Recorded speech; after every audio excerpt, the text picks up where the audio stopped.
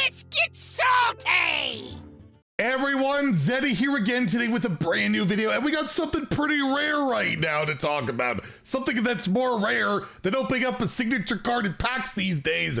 We've got some good news. Some good news from corporate Hearthstone, especially if you're a Chinese player, but overall, it's got a big impact on everybody. There's also a patch that went live on Friday that I wanted to go over that we weren't able to talk about. I wanted to do the crafting guide yesterday. Check that out if you haven't already. And yeah, I want to go over this post here, expanding the World Championships, what that means, and also the servers being reopened in China as well. Again, that patch, we're going to go through all of that. If you enjoy the content on the channel, feel like I've earned your subscription, please hit that sub button down below. Give the video a like, it helps us out a lot as we're like super duper close to 84,000 subscribers. So this post went live on a late Saturday night. We don't normally get news on the weekend, especially at like 9 p.m. Pacific, but it's more of the Chinese announcement, right? And they got their own hours and all that. But regardless, we have the 2024 Masters Tour World Championship expands.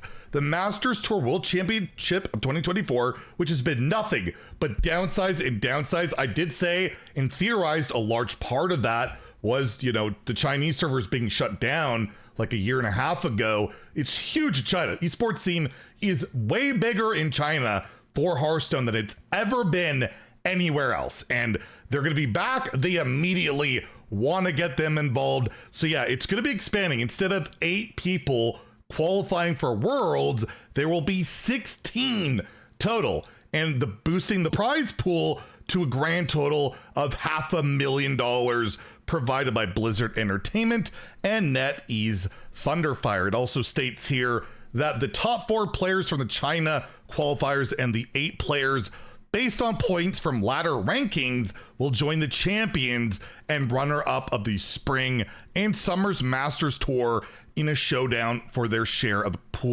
prize pool. And I don't believe the summer championships have happened yet. We'll let you know. I think they've announced the date. I'm sure there'll be drops. We always let you guys know about that. But yeah, if you want to take a look, they have like the official rules and all sorts of different stuff. But this is really big. This is a big deal because we're worried that like esports might be shut down entirely. But the fact that we're actually expanding, improving anything, right? This 10-year anniversary has been horrendous, right? They've taken away stuff, they've downscaled stuff. It's felt really bad. So any good news, I think is good news. And there was the big announcement as well. I know Glore Magic kind of linked this article that yes, September 25th of this year, the Chinese servers will be reopened, and we gotta be kind of jealous. I have this article here. It's like Google translated. It's pretty rough, but because they missed out on 2023 entirely, right? They want them to be able to play the cards, play the game, and not have to like somehow, you know, acquire all of it. So they're granting like every player on the Chinese servers. I don't know if there's like a good image of it, but they're gonna get every single card golden in their collection. They get to keep them. Apparently the catch on it is they can only be disenchanted for 1 dust for each card, something like that. But still, they get like all caught up and they're changing like cosmetics. Like pretty sure our hero that we have doesn't look like this over years. So really cool to see the Chinese servers are more open, that they can actually get involved and play again. You know, it sucks that such a large part was locked out, and yeah, starting in September that'll happen. Maybe that means more revenue coming in for Hearthstone. Maybe, you know, they can invest that into another new board, a free board, not one, you know, you gotta charge for, and stop having to apologize for things. But it's really cool to see. And there are, you know, the impacts. Like if you play the arena, you know, there's a lot of Chinese players in the arena, some that have been known to, you know, do the super drafts and all of that, you know, I can get a little bit frustrated with, or a lot of the botting community in standard and wild is suspected to be from like more of the Chinese based stuff. But curious to see with the servers going back open, if that'll go down at all or anything like that. But yeah, it'll be very curious to see. But again, it's nice to have some good news and, you know, Hearthstone back over there. Anyways, the last thing I wanted to bring up was there was a hotfix on Friday with one thing I am extremely happy got corrected, but mostly just bug fixes. Twist, which, man, I never hear anyone talk about it. Like, the first month there was a bit of hype. Whizbang Heroes was pretty cool. And then second month, nothing. I hear nothing from anybody about it. For me, I got to Legend and then Marin. I just kept facing it over and over, and it was just like unfun. Stop playing.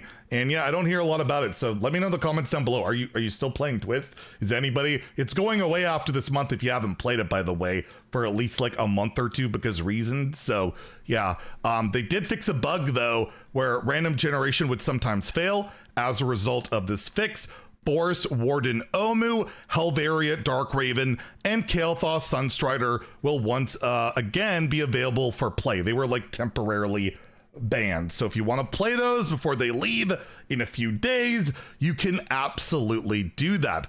They changed the behavior of the Adaptive Amalgam, the 1-mana 1/2 really cool card that you can like go infinite with, in rare circumstances that resulted in infinite loops. If either of these minions would loop more than 30 times in a row without player action, they are instead permanently destroyed after the 30th loop. So I don't know what that shenanigans is about. Somebody was up to no good somewhere, but you can't do that anymore, apparently. They just cut it off, like the Shutterwalk battle cry limit. Just, it doesn't happen anymore. They changed the animation for this location, Horizon's Edge, to be faster. You might have noticed it already. It's not in your imagination.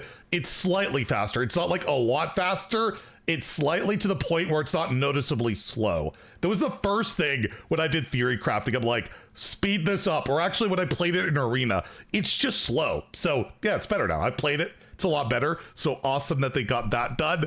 They fixed a bug where Cliff Dive would not always return minions to the deck. They fixed a bug where Package Dealer had slightly lower than 50% odds to draw an extra card. Unlucky, literally rigged. What are they doing? How does that happen? How is that bug a thing? Anyways, so that's been fixed if you want to play that terrible, terrible card. They fixed a bug where the Fairy Tale Slime would not summon anything to the secret zone. Fantastic. And a couple of Battlegrounds updates. So yeah, there you go. Really good news. I'm happy to hear it. Let me know what you guys think about all of that.